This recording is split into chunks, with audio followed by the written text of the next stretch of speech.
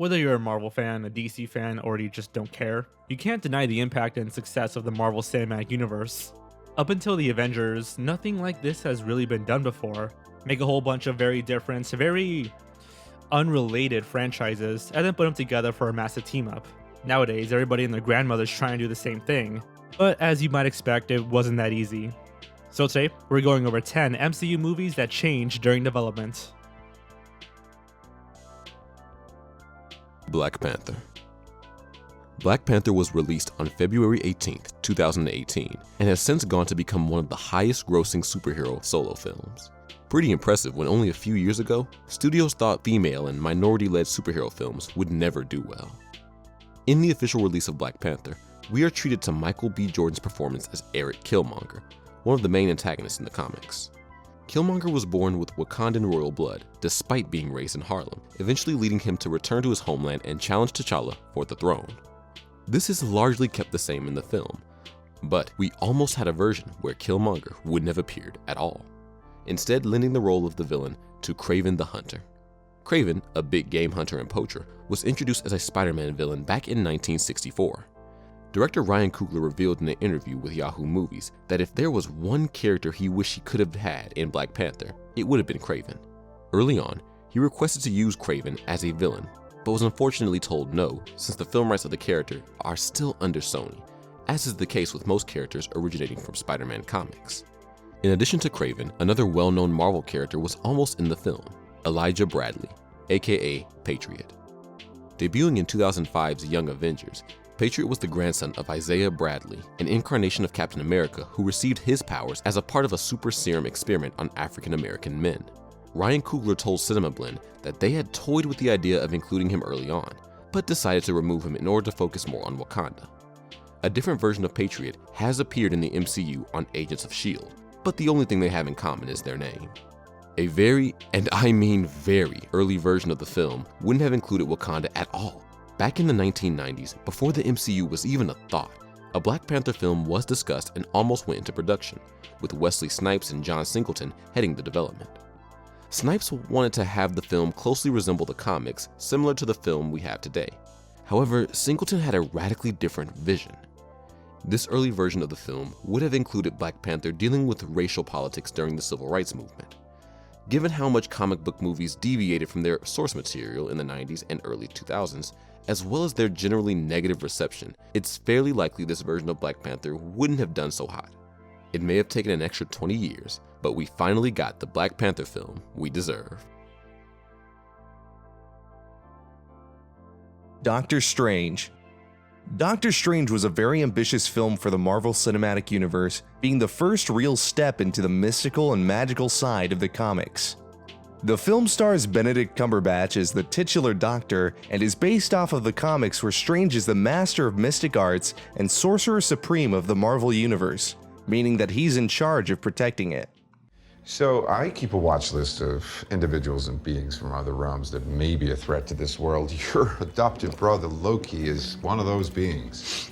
It's a worthy inclusion. The film went through many large changes, with the biggest being that it was almost produced all the way back in 2007, a year before the Marvel Cinematic Universe began with Iron Man. This film would have featured the character Clea, the niece of the ruler of the Dark Dimension Dormammu, and a love interest of Doctor Strange. Marvel passed on the pitch since the character was not at the top of the priority charts at that point.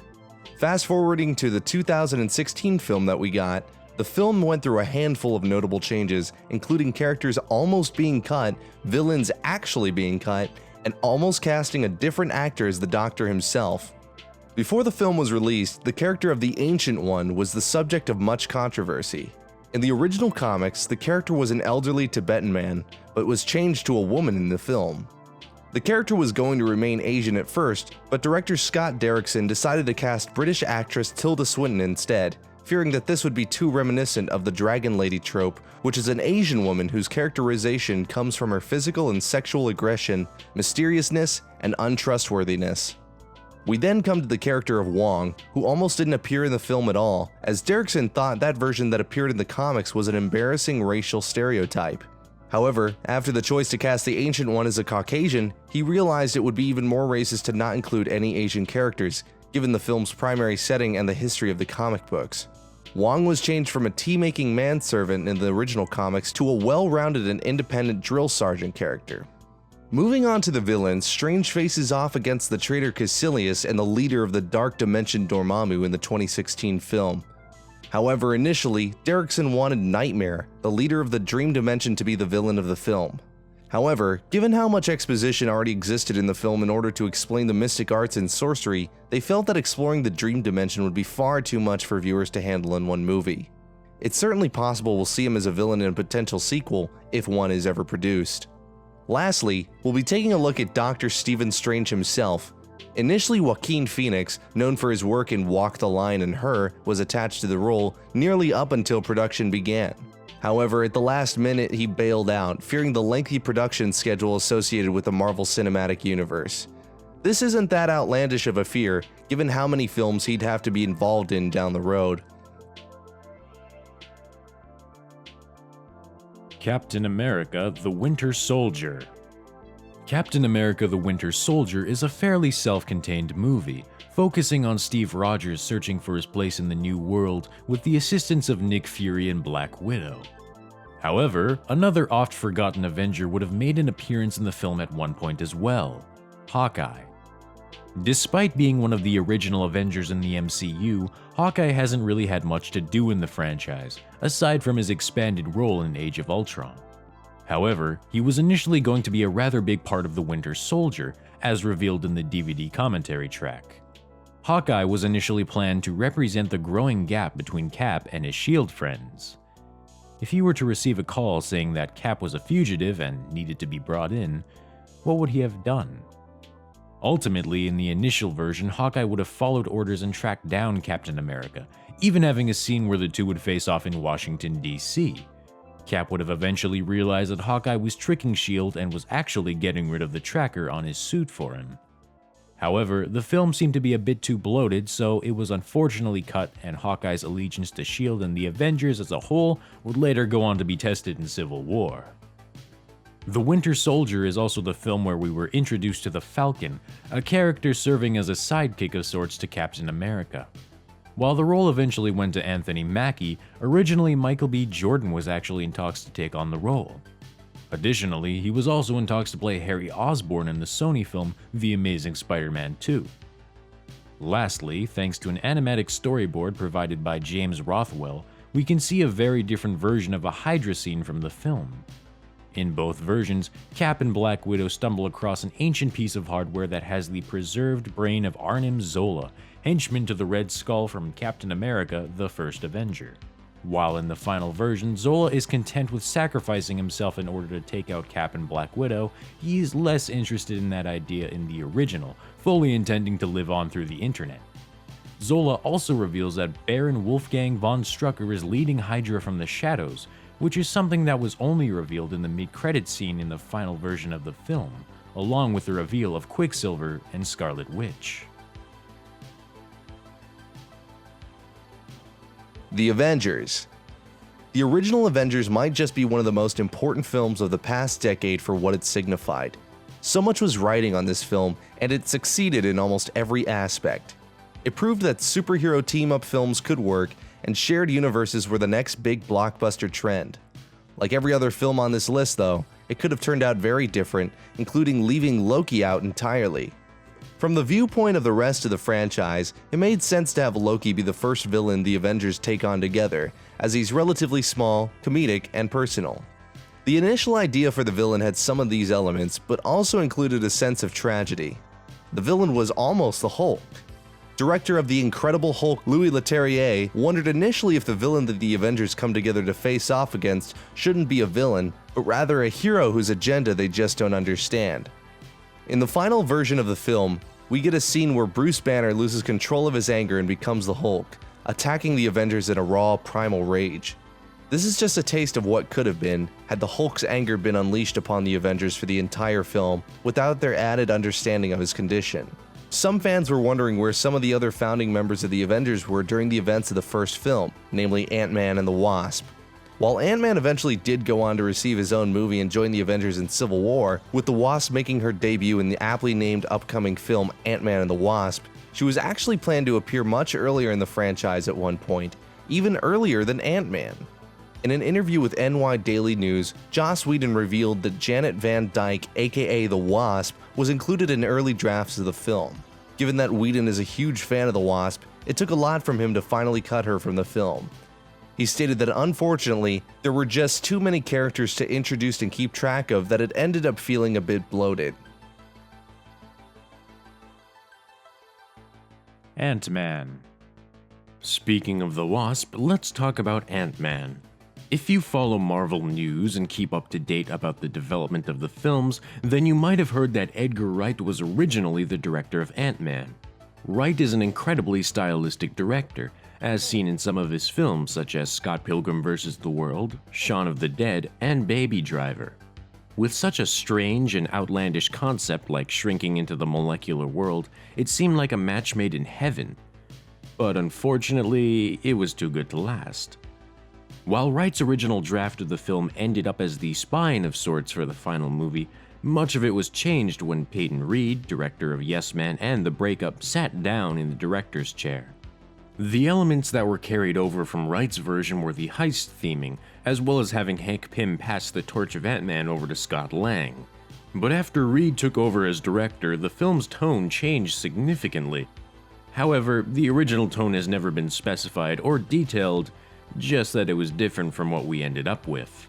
When Reed signed on as director, much of the pre-production work had already been done by Wright, including casting Paul Rudd and Michael Douglas.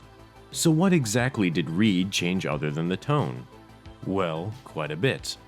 Much of the design, score, and character relationships were overseen and managed by Reed.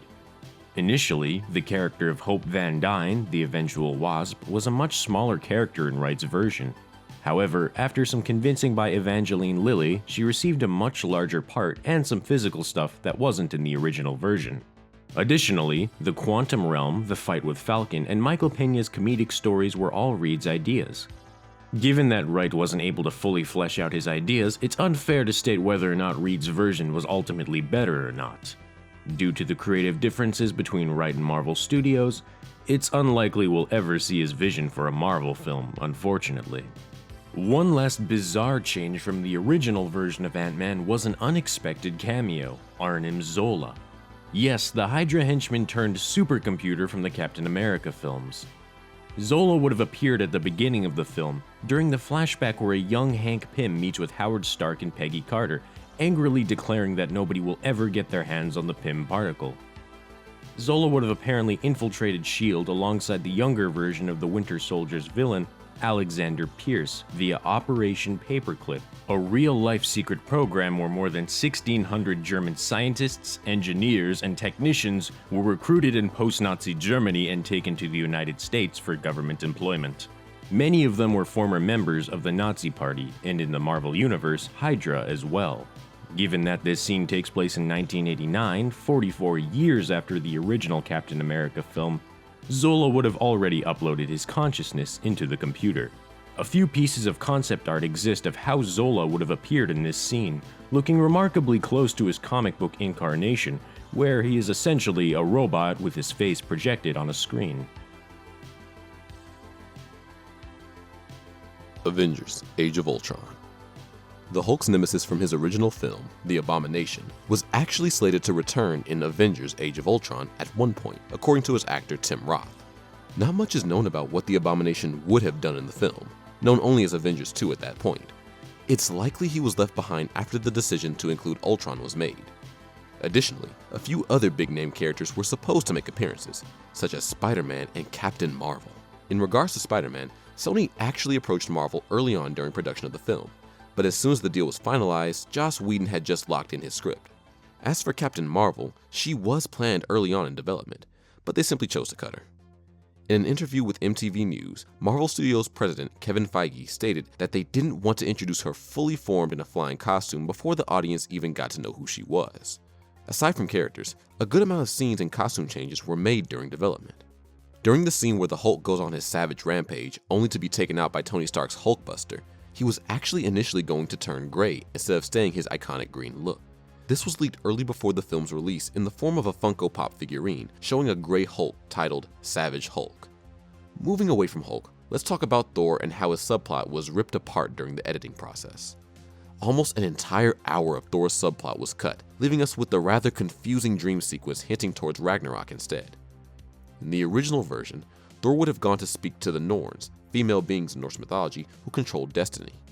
Thor would have entered a bath and the Norns would speak through him, enlightening him on what he would have to do to Vision in order to give him life. This scene didn't really do well with test audiences though. Whedon believed it to be because the effects weren't finalized yet, and it was a bit too Shakespearean for an Avengers film. Ultimately, it was taken out, but only the cave scenes were left in, leaving a disjointed narrative that confused viewers in more ways than one. Additionally, Loki was set to appear in the dream sequence for Thor, but was removed from the film out of fear that viewers would think he was the one controlling Ultron behind the scenes. Lastly, we come up to Quicksilver, who, spoiler alert, no, seriously, if you haven't seen Age of Ultron yet, skip ahead to this timestamp, who unfortunately didn't live long enough to become an official Avenger, dying quickly at the end of Age of Ultron. There apparently was a chance at one point that he would have survived. His actor, Aaron Taylor Johnson, revealed that a costume concept was created for the character in a version where he didn't die, instead living on to become an official Avenger. He couldn't reveal much information about it, but it certainly would have been interesting to see both twins, him and Scarlet Witch, together in the following films. Guardians of the Galaxy Volume 2. David Bowie was set to appear as a member of the original Guardians team, but unfortunately passed away before he could film his scenes. Additionally, a scene involving a song by Bowie was cut from the film, leaving no tribute to the pop legend. Gunn was able to pay homage to Bowie in some way though, with a TV spot for the film featuring his song Suffragette City from The Rise and Fall of Ziggy Stardust and the Spiders from Mars. Speaking of the original Guardians, a certain character's fate was also going to be a lot different. Spoiler warning yet again, given how recent the film is. Still here? Cool. Anyways, Yondu wasn't originally going to die. Gunn desperately wanted to keep the character alive, and wrote many versions where he was saved at the last minute, partially due to wanting to have Michael Rooker stay on board for Volume 3. However, he realized that by saving him, he was being dishonest and depriving the film from its natural ending. Gunn and Rooker are very close friends, and he's been featured in almost every film by the director. It must have taken a lot for him to write out one of his best friends, but in doing so, he made a much more powerful ending. Yondu died as a result of Ego, the main villain of the film and Peter Quill's father. However, Marvel Studios didn't originally have the film rights to use Ego, as he was considered a Fantastic Four character owned by Fox. This is despite the fact that he debuted in a Thor comic, but oh well. Marvel and Fox realized that they both had something the other wanted. Marvel wanted to use Ego in Guardians Volume 2, while Fox wanted to use Negasonic Teenage Warhead in Deadpool, a character whose film rights were under Marvel. The two struck a deal, and thus both characters went on to be in two very different films. Lastly, we'll look at the intriguing credit scenes where we are introduced to Adam Warlock.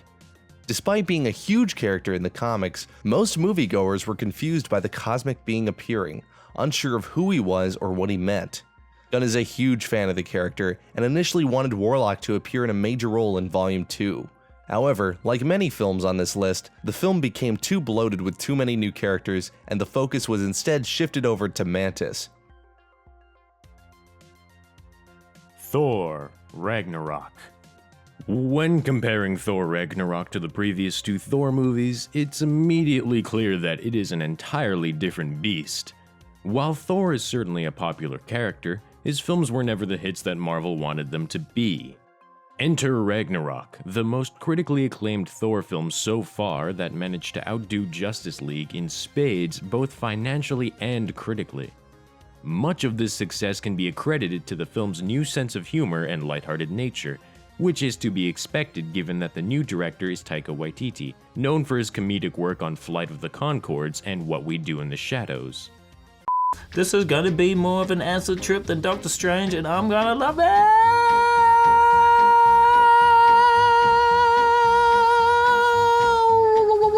However, Thor Ragnarok was initially going to be a much darker film, similar to what we saw in the first two Thor films. Before Ragnarok, Chris Hemsworth actually stated that he had started to become bored with the character for how bland he was in previous entries. Hemsworth called upon Marvel president Kevin Feige and said that there needed to be a drastic change for the character after the Dark World, to which Feige agreed. Ditching pretty much all the plans they had for what was known as Thor 3 at the time, they both settled on Waititi as the new visionary for the series, as he too had grown bored of the character. Right when he was hired, Taika said, "Let's just wreck everything and redo it." They broke the hammer, they cut his hair, they made his speech more natural and comedic. I have seen the true power of the Tesseract, and when I wield Who it... showed you this power? Who controls the would-be king? I am a king! Not here! You give up the Tesseract! You give up this poisonous dream! Hey, let's do get help. What? Get help. No. Come on, you love it. I hate it. It's great, it works every time. It's humiliating. Do you have a better plan? No. We're doing it. We are not doing get help. Get help! Please! My brother, he's dying! Get help! Help him! Classic. Still hate it? It's humiliating. No, not for me, it's not. And it worked.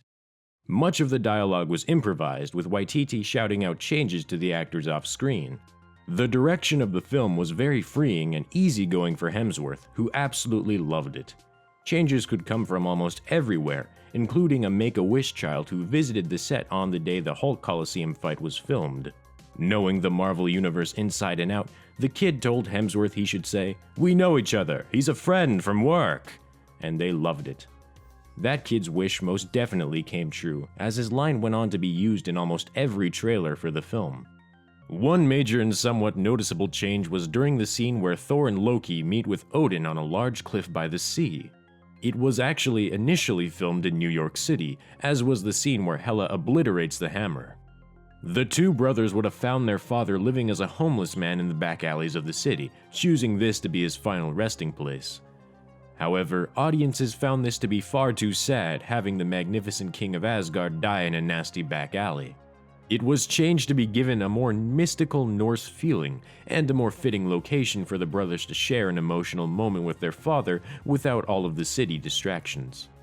You can even compare the before and after version, as the initial version of Hela destroying the hammer in the city can be seen in some promotional material.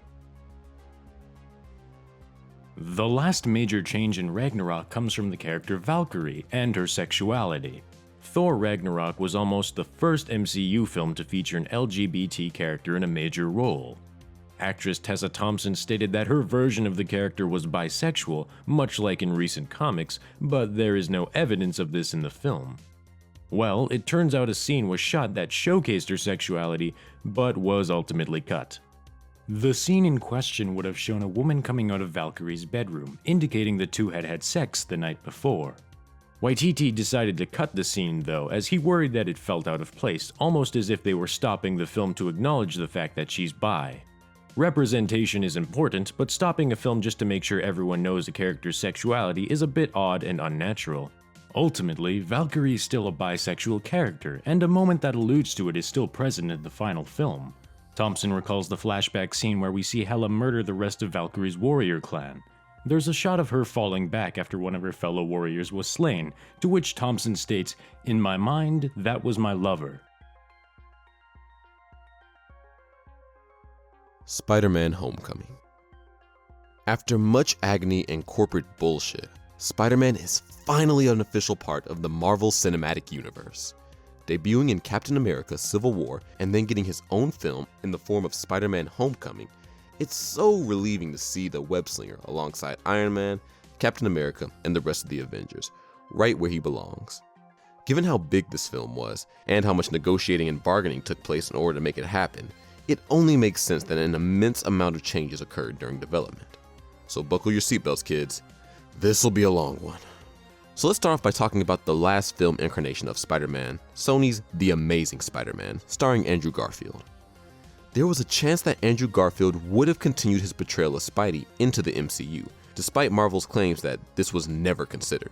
Before the deal was finalized, Garfield was having serious discussions with both studios about his possible involvement in the shared universe.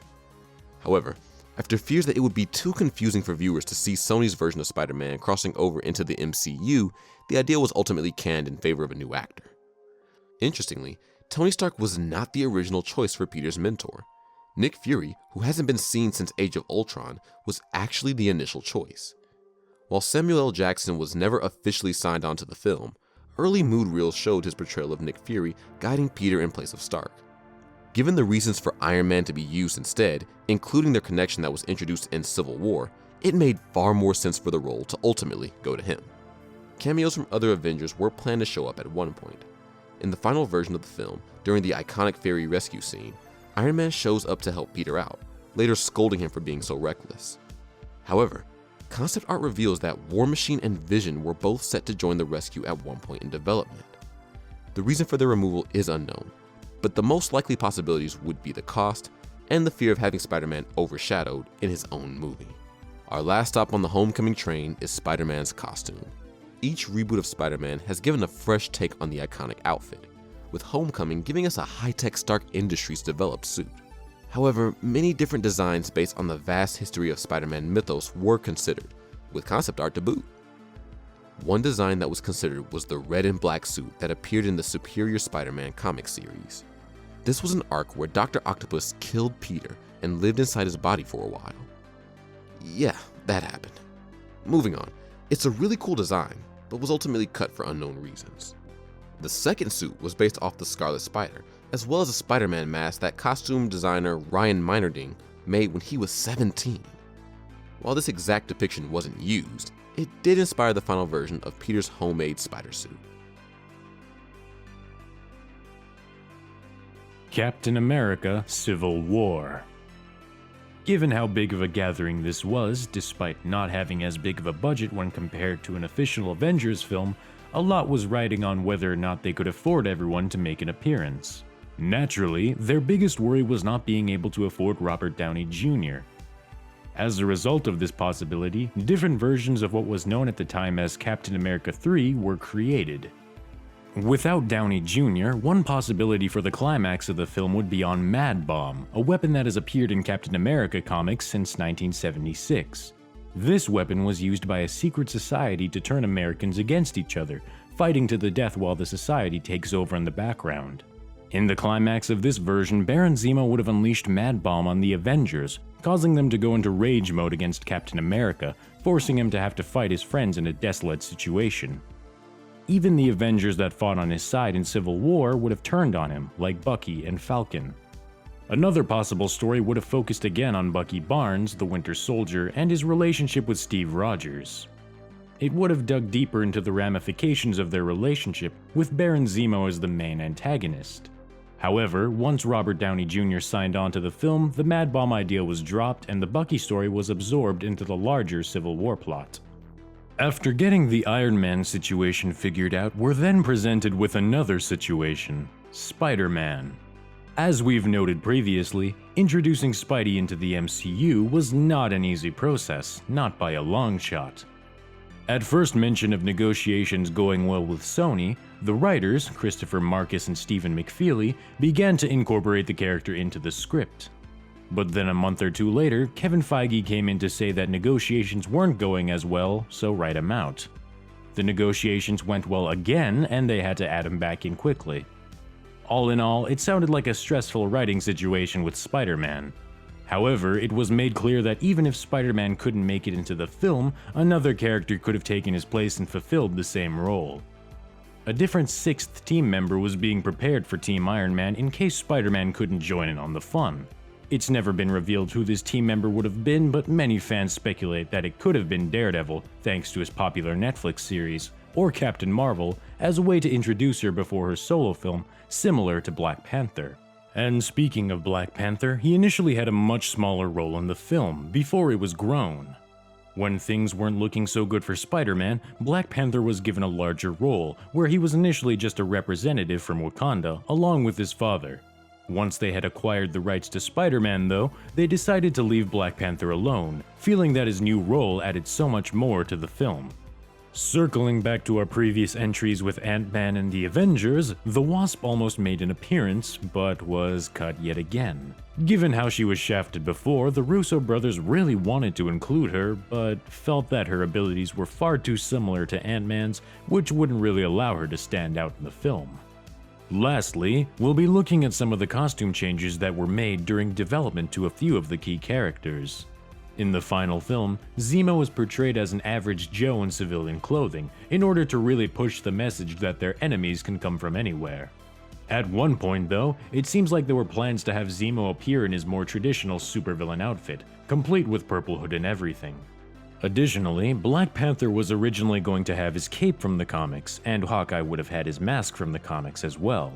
Finally, Cap went through a few changes himself. In early plans for the opening scene in Lagos, Cap wasn't going to be sporting his iconic red, white, and blue garb, but rather a black suit, meant to be a more subtle approach to the superhero designs.